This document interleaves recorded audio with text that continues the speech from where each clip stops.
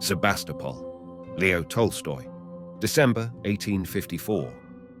Dawn tinges the horizon above Mount Sapune. The shadows of the night have left the surface of the sea, which, now dark blue in color, only awaits the first ray of sunshine to sparkle merrily. A cold wind blows from the fog-enveloped bay. There is no snow on the ground. The earth is black, but frost stings the face and cracks underfoot. The quiet of the morning is disturbed only by the incessant murmuring of the waves, and is broken at long intervals by the dull roar of cannon. All is silent on the men of war. The hourglass has just marked the 8th hour. Towards the north, the activity of day replaces little by little the tranquillity of night. On this side, a detachment of soldiers is going to relieve the guard, and the click of their guns can be heard. A surgeon hurries towards his hospital. A soldier crawls out of his hut, washes his sunburned face with icy water, turns towards the east, and repeats a prayer, making rapid signs of the cross. On that side, an enormous heavy cart with creaking wheels reaches the cemetery where they are going to bury the corpses, heaped almost to the top of the vehicle. Approach the harbour, and you are disagreeably surprised by a mixture of odours. You smell coal, manure, moisture, meat. There are thousands of different objects: wood, flour, gabions, beef, thrown in heaps here and there, soldiers of different regiments, some provided with guns and with bags, others with neither guns nor bags, crowd together. They smoke, they quarrel, and they bear loads upon the steamer stationed near the plank bridge and ready to sail. Small private boats filled with all sorts of people, soldiers, sailors, merchants, and women, are constantly arriving and departing. This way for Grafskaya, and 2 or 3 retired sailors rise in their boats and offer you their services. You choose the nearest one, stride over the half-decomposed body of a black horse lying in the mud 2 steps from the boat, and seat yourself near the helm. You push off from the shore. All around you, the sea sparkles in the morning sun. In front of you, an old sailor in an overcoat of camel's hair cloth and a lad with blonde hair are diligently rowing. You turn your eyes upon the gigantic ships with scratched hulls scattered over the harbour, upon the shallops, black dots on the sparkling azure of the water, upon the pretty houses of the town, to whose light-coloured tones the rising sun gives a rosy tinge, upon the hostile fleet standing like lighthouses in the crystalline distance of the sea, and, at last, upon the foaming waves, where play the salt drops which the oars dash into the air. You hear at the same time the regular sound of voices which comes over the water, and the grand roar of the cannonade at Sebastopol, which seems to increase in strength as you listen. At the thought that you also, are in Sebastopol, your whole soul is filled with a sentiment of pride and of valor, and your blood runs quicker in your veins. "Straight towards the Constantine, your Excellency," says the old sailor, turning around to the direction you are giving to the helm. "Look, she has still got all her cannons," remarks the lad with the blonde hair as the boat glides along the side of the ship. "She is quite new. She ought to have them. Kornilov lives on board," repeats the old man, examining in his turn the man-of-war. "There! It has burst!" cries the lad, after a long silence, his eyes fixed upon a small white cloud of drifting smoke suddenly appearing in the sky above the South Bay and accompanied by the strident noise of a shell explosion. "They are firing from the new battery today," adds the sailor, calmly spitting in his hand. "Come along, Nitschke, pull away. Let's pass the shallop." And the small boat moves rapidly over the undulating surface of the bay, leaves the heavy shallop behind laden with bags and with soldiers, unskilful rowers who are pulling awkwardly, and at last lands in the middle of a great number of boats moored to the shore in the harbour of Grafskaya. A crowd of soldiers in grey overcoats, sailors in black jackets, and women in motley gowns comes and goes on the quay. Some peasants are selling bread. Others, seated beside their samovars, offer to customers warm drink. Here, on the upper steps of the landing, are strewn about Pell-mell, rusty shot, shell, canister, cast-iron cannon of different calibers. There, farther away, in a great open square, are lying enormous joists, gun carriages, sleeping soldiers. On one side are wagons, horses, cannon, artillery caissons, stacks of muskets. Farther on, soldiers, sailors, officers, women, and children are moving about. Carts full of bread, bags, and barrels, a Cossack on horseback, a general in his droshky, are crossing the square. A barricade looms up in the street to the right, and in its embrasures a small cannon, beside which a sailor is sitting quietly smoking his pipe. On the left stands a pretty house, on the pediment of which are scrawled numerals, and above can be seen soldiers and blood-stained stretchers. The dismal traces of a camp in wartime meet the eye everywhere. Your first impression is, doubtless, a disagreeable one. The strange amalgamation of town life with camp life, of an elegant city and a dirty bivouac, strikes you like a hideous incongruity. It seems to you that all, overcome by terror, are acting vacuously. But if you examine the faces of those men who are moving about you, you will think differently. Look well at this soldier of the wagon train who is leading his bay troika horses to drink, humming through his teeth, and you shall find that he does not go astray in this confused crowd, which in fact does not exist for he is full of his own business, and will do his duty, whatever it is, will lead his horses to the watering place, or drag a cannon with as much calm and assured indifference as if he were at Tula or at Saransk. You notice the same expression on the face of this officer, with his irreproachable white gloves, who is passing before you, of that sailor who sits on the barricade smoking, of the soldiers who wait with their stretchers at the door of what was lately the assembly hall, even upon the face of the young girl who crosses the street, leaping from stone to stone for fear of soiling her pink dress. Yes, a great deception awaits you on your arrival at Sebastopol. In vain you seek to discover upon any face traces of agitation, fright, indeed even enthusiasm, resignation to death, resolution. There is nothing of all that. You see the course of everyday life, see people occupied with their daily toils, so that in fact you blame yourself for your exaggerated exultation, and doubt not only the truth of the opinion you have formed from hearsay about the heroism of the defenders of Sebastopol, but also doubt the accuracy of the description which has been given you on the north side and the sinister sounds which fill the air there. Before doubting, however, go up to a bastion, see the defenders of Sebastopol on the very place of the defence, or rather enter straight into this house at whose door stand the stretcher-bearers. You will see there the heroes of the army. You will see their horrible and heart-rending sights, both sublime and comic, but wonderful and of a soul-elevating nature. Enter this great hall, which before the war was the hall of the assembly. Scarcely have you opened the door before the odour exhaled from 40 or 50 amputations and severe wounds turns you sick. You must not yield to the feeling which keeps you on the threshold of the room. It is an unworthy feeling. Go boldly in, and not blush at having come to look at these martyrs. You may approach and speak with them.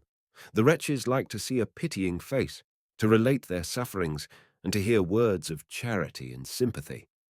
Passing down the middle between the beds, you look for the face which is the least rigid, the least contracted by pain, and on finding it decide to go near and put a question.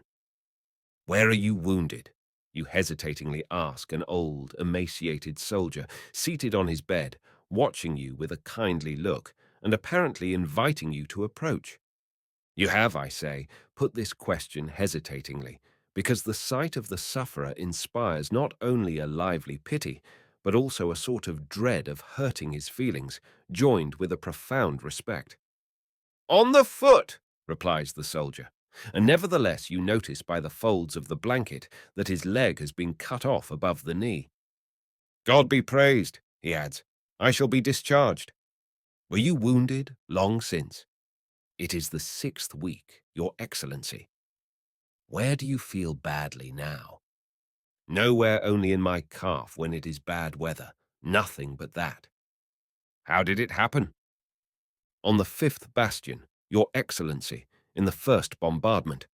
I had just sighted the cannon and was going quietly to the other embrasure when suddenly something struck my foot. I thought I had fallen into a hole. I looked. My leg was gone. You didn't have any pain at first, then? None at all, only just as if I had scalded my leg. That's all. And afterwards? None afterwards, only when they stretched the skin. That was a little rough. First of all things, Your Excellency we mustn't think.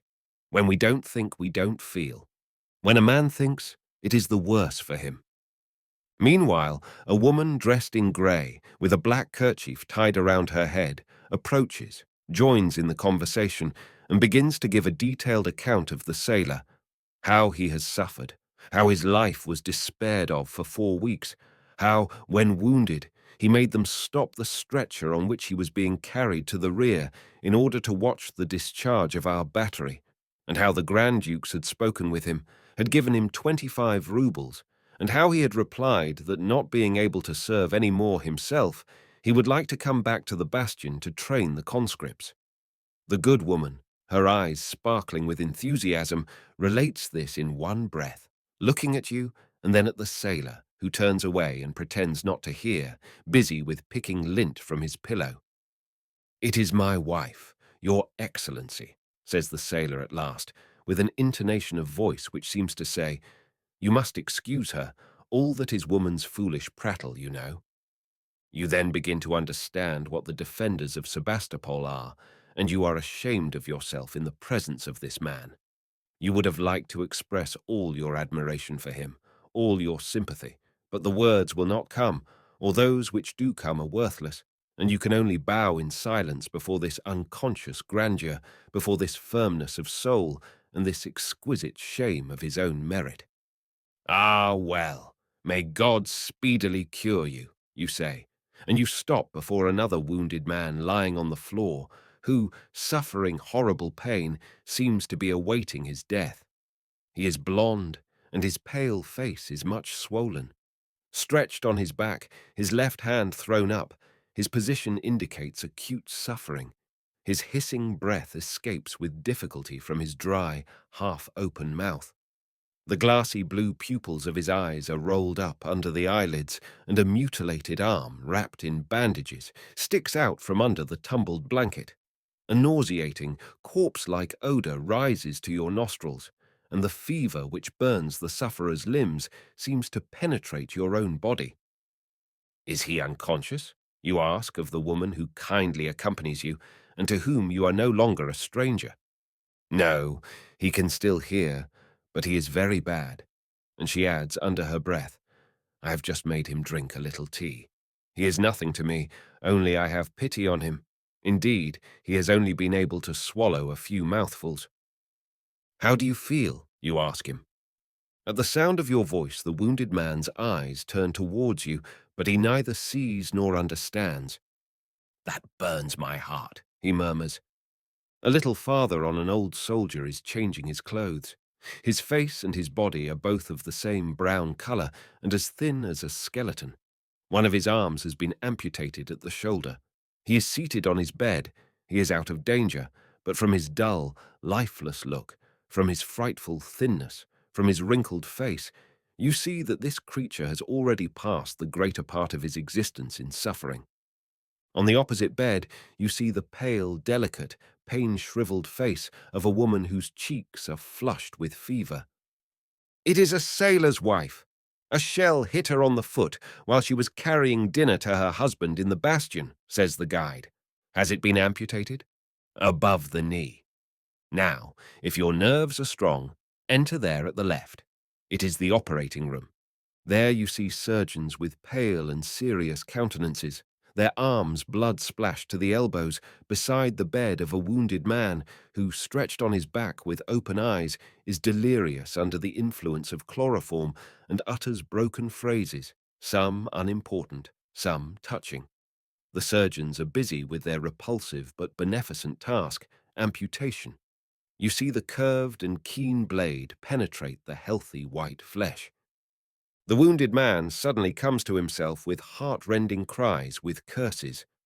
The assistant surgeon throws the arm into a corner, while another wounded man on a stretcher who sees the operation turns and groans, more on account of the mental torture of expectation than from the physical pain he feels.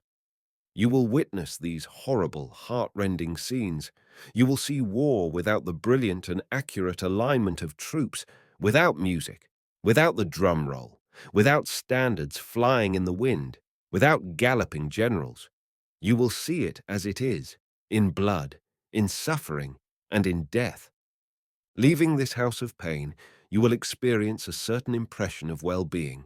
You will take long breaths of fresh air and will be glad to feel yourself in good health.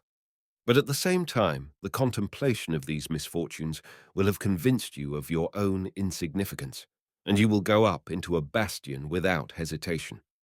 What are the sufferings and the death of an atom like me, you will ask yourself, in comparison with these innumerable sufferings and deaths? Besides, in a short time the sight of the pure sky, of the bright sun, of the pretty city, of the open church, of the soldiers coming and going in all directions, raises your spirits to their normal state. Habitual indifference, preoccupation with the present and with its petty interests, resume the ascendant. Perhaps you will meet on your way the funeral cortege of an officer, a red coffin followed by a band and by unfurled standards, and perhaps the roar of the cannonade on the bastion will strike your ear, but your thoughts of a few moments before will not come back again. The funeral will only be a pretty picture for you, the growl of the cannon a grand military accompaniment, and there will be nothing in common between this picture, these sounds, and the clear personal impression of suffering and death called up by the sight of the operating room. Past the church, the barricade, and you enter the most animated, the liveliest quarter of the city. On both sides of the street are shop signs, eating house signs. Here are merchants, women with men's hats or with handkerchiefs on their heads, officers in elegant uniforms. Everything testifies to the courage, the assurance, the safety of the inhabitants. Enter this restaurant on the right. If you want to listen to the sailors and the officers talk, you will hear them relate the incidents of the night before, of the affair of the 24th. Hear them grumble at the high price of the badly cooked cutlets and mention the comrade recently killed.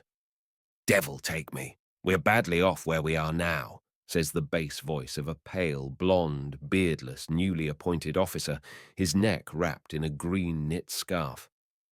"Where is that?" someone asks. "In the Fourth Bastion," replies the young officer, and at this reply you attentively look at him and feel a certain respect for him.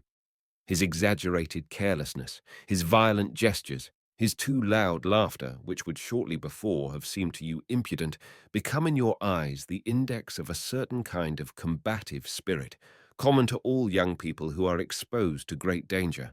And you are sure he is going to explain that it is on account of the shells and the bullets that they are so badly off in the Fourth Bastion. Nothing of the kind. They are badly off there because the mud is deep. "Impossible to get up to the battery," he says, pointing to his boots, muddied even to the upper leathers. "My best gun captain was instantly killed today by a ball in his forehead," rejoins a comrade. "Who was it? Mitushin?" "No, another man." "Look here. Are you never going to bring me my chop, you villain?" says he, speaking to the waiter. "It was a Brosinov, as brave a man as lived. He took part in 6 sorties." At the other end of the table, 2 infantry officers are eating veal cutlets with green peas washed down by sour Crimean wine, by courtesy called Bordeaux. One of them, a young man with red collar and 2 stars on his coat, is telling to his neighbor with a black collar and no stars the details of the fight on the Alma. The first is a little the worse for liquor, his frequently interrupted tale, his uncertain look, which reflects the lack of confidence which his story inspires in his auditor, the fine part he gives himself, the too high colour of his picture, lead you to guess that he is wandering away from the absolute truth. But you haven't anything to do with these tales, which you will hear for a long time yet in the farthest corners of Russia. You have one wish alone, that is, to go straight to the Fourth Bastion, which you have heard so many and so varied reports about. You will notice that whoever tells you he has been there says it with pride and satisfaction, that whoever is getting ready to go there either shows a little emotion or affects an exaggerated sang-froid. If one man is joking with another, he will invariably tell him, "Go to the Fourth Bastion." If a wounded man on a stretcher is met, and he is asked where he comes from, he will answer, almost without fail, "From the Fourth Bastion." Two completely different notions of this terrible earthwork have been circulated, the first by those who have never put their foot upon it, and for whom it is the inevitable tomb of its defenders, the second by those who, like the little blonde officer, live there and simply speak of it, saying it is dry or muddy there, warm or cold. During the half hour you have been in the restaurant, the weather has changed, and the fog which spread over the sea has risen. Thick, grey, moist clouds hide the sun.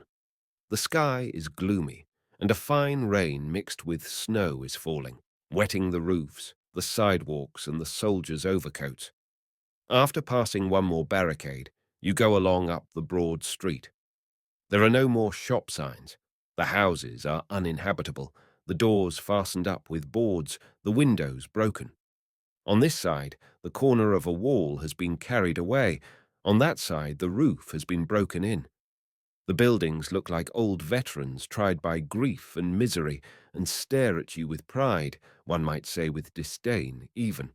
On the way, you stumble over cannonballs and into holes filled with water, which the shells have made in the rocky ground. You pass detachments of soldiers and officers. You occasionally meet a woman or a child, but here the woman does not wear a hat. As for the sailor's wife, she wears an old fur cloak and has soldiers' boots on her feet. The street now leads down a gentle declivity, but there are no more houses around you, nothing but shapeless masses of stones, of boards, of beams, and of clay. Before you, on a steep hill, stretches a black space, all muddy and cut up with ditches. What you are looking at is the Fourth Bastion. Passers become rare, no more women are met. The soldiers walk with rapid step. A few drops of blood stain the path, and you see coming towards you 4 soldiers bearing a stretcher, and on the stretcher a face of a sallow paleness and a bloody coat. If you ask the bearers where he is wounded, they will reply with an irritated tone, without looking at you, that he has been hit on the arm or on the leg. If his head has been carried away, if he is dead, they will keep a morose silence. The near whiz of balls and shells gives you a disagreeable impression while you are climbing the hill, and suddenly you have an entirely different idea from the one you recently had of the meaning of the cannon shots heard in the city. I do not know what placid and sweet souvenir will suddenly shine out in your memory. Your intimate ego will occupy you so actively that you will no longer think of noticing your surroundings. You will permit yourself to be overcome by a painful feeling of irresolution. However, the sight of a soldier who, with extended arms, is slipping down the hill in the liquid mud and passes near you, running and laughing, silences your small inward voice, the cowardly counsellor which arises in you in the presence of the danger. You straighten up in spite of yourself. You raise your head, and you, in your turn, scale the slippery slope of the clay hill. You have scarcely gone a step before musket balls hum in your ears, and you ask yourself if it would not be preferable to go under cover of the trench thrown up parallel with the path. But the trench is full of a yellow, fetid, liquid mud, so that you're obliged to go on in the path, all the more since it is the way everybody goes. At the end of 200 paces, you come out on a place surrounded by gabions, embankments, shelters, platforms supporting enormous cast-iron cannon, and heaps of symmetrically piled cannonballs. These heaps of things give you the impression of a strange and aimless disorder. Here on the battery assembles a group of sailors. There in the middle of the enclosure lies a dismounted cannon, half buried in the sticky mud, through which an infantryman, musket in hand, is going to the battery, pulling out with difficulty first one foot and then the other. Everywhere in this liquid mud you see broken glass, unexploded shells, cannonballs, every trace of camp life. You seem to hear the noise of a cannonball falling only 2 yards away, and from all sides come the sound of balls, which sometimes hum like bees, sometimes groan and split the air, which vibrates like a violin string, the whole dominated by the sinister rumbling of cannon, which shakes you from head to foot and fills you with terror. This is, then, the Fourth Bastion.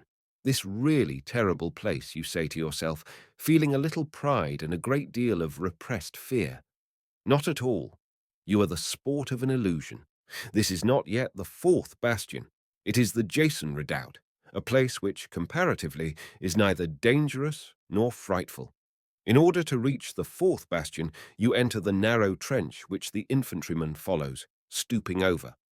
You will perhaps see more stretchers, sailors, soldiers with spades, wires leading to the mines, earth shelters equally muddy, into which only 2 men can crawl, and where the battalions of the Black Sea sharpshooters live, eat, smoke, and put their boots on and off, in the midst of the debris of cast iron of every form thrown here and there. You will perhaps find here 4 or 5 sailors playing cards in the shelter of the parapet, and a naval officer who, seeing a new face come up, and a spectator at that, will be really pleased to initiate you into the details of the arrangements and give you an explanation of them.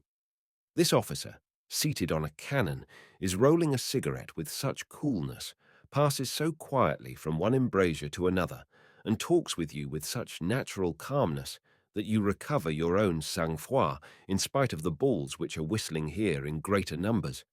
You ask him questions and even listen to his tales. The sailor will describe to you, if you will only ask him, the bombardment of the 5th, the state of his battery with a single serviceable cannon, his men reduced to 8, and moreover, on the morning of the 6th, the battery fired with every gun. He will tell you also how, on the 5th, a shell penetrated a bomb-proof and struck down 11 sailors. He will show you, through the embrasure, the enemy's trenches and batteries, which are only 30 or 40 fathoms distant. I fear, however, that leaning out of the embrasure in order to examine the enemy better, you will see nothing, or that, if you perceive something, you will be very much surprised to learn that this white and rocky rampart at a few steps away, and from which are spouting little clouds of smoke, is really the enemy, him, as the soldiers and sailors say. It is very possible that the officer, either through vanity or simply without reflection, to amuse himself, will be willing to have them fire for you. At his order, the captain of the gun and the men, 14 sailors all told, gaily approach the cannon to load it, some chewing biscuit, others cramming their short pipes in their pockets, while their hobnailed shoes clatter on the platform. Notice the faces of these men, their bearing, their movements, and you will recognize in each of the wrinkles of their sunburned faces with high cheekbones, in each muscle, in the breadth of the shoulders, in the thickness of the feet shod with colossal boots, in each calm and bold gesture, the principal elements that make up the strength of Russia, simplicity and obstinacy. You will also see that danger, misery, and suffering in the war will have imprinted on these faces the consciousness of their dignity, of high thoughts, of a sentiment. Suddenly, a deafening noise makes you quake from head to foot. You hear at the same instant the shot whistling away, while a thick powder smoke envelops the platform and the black figures of sailors moving about. Listen to their conversation, notice their animation, and you will discover among them a feeling which you would not expect to meet, that of hatred of the enemy, of vengeance. It fell straight into the embrasure. 2 killed. Look, they are carrying them away, and they shout for joy. But he is getting angry now. He is going to hit back, says a voice, and in truth you see at the same instant a flash and spurting smoke, and the sentinel on the parapet calls, "Cannon!"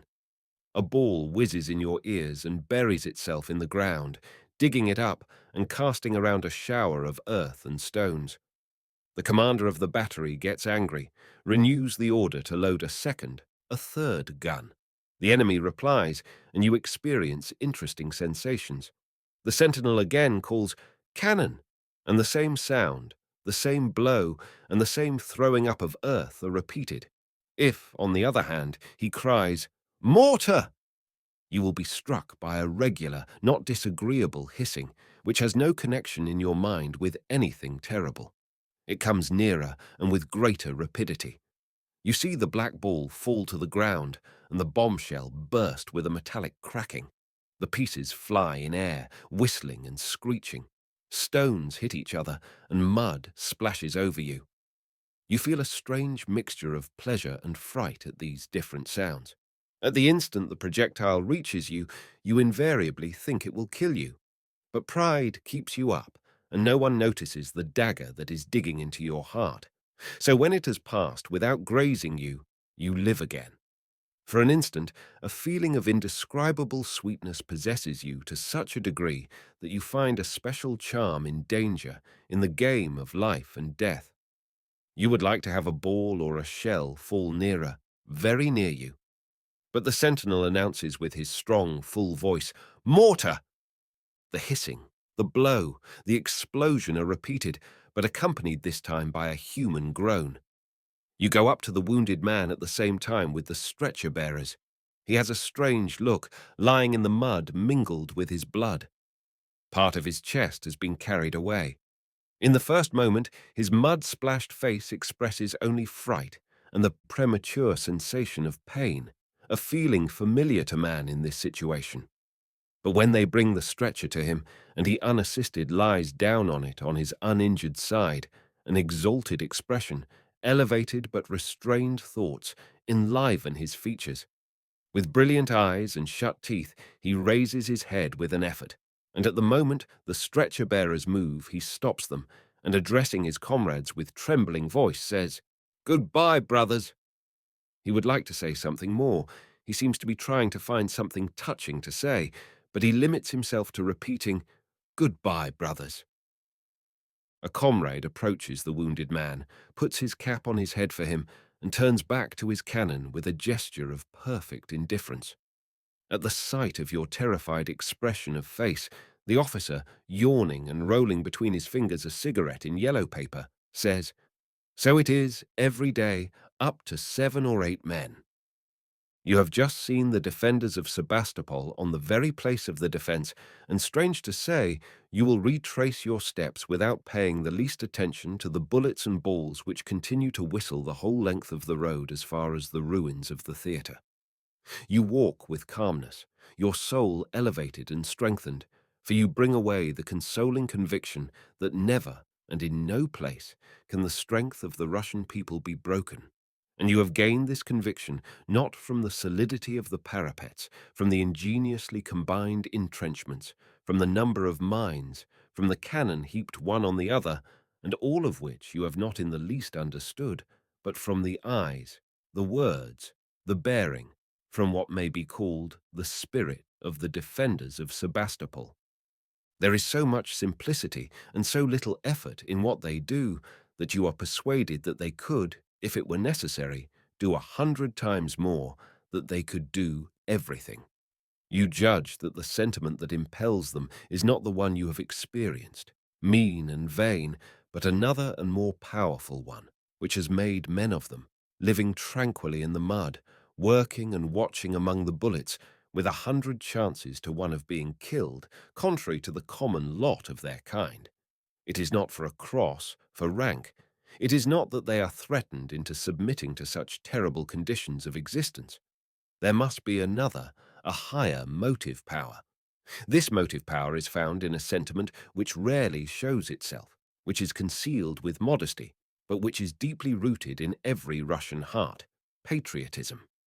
It is now only that the tales that circulated during the first period of the Siege of Sevastopol, when there were neither fortifications, nor troops, nor material possibility of holding out there, and when, moreover, no one admitted the thought of surrender, it is now only that the anecdote of Kornilov, that hero worthy of antique Greece, who said to his troops, "Children, we will die, but we will not surrender Sebastopol," and the reply of our brave soldiers, incapable of using set speeches, "We will die, hurrah!"